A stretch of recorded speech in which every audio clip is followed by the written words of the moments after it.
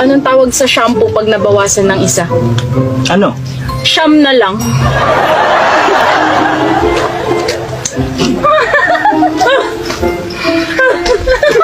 Anong tawag sa puno na hindi mo pwede akyatin? Ako, mayroon. Ano? Nakatumba.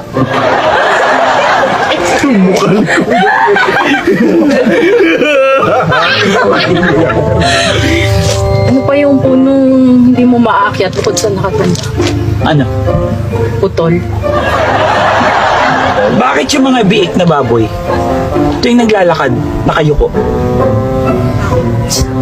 Bakit? Nahihiya sila. Yung nanay nila, baboy.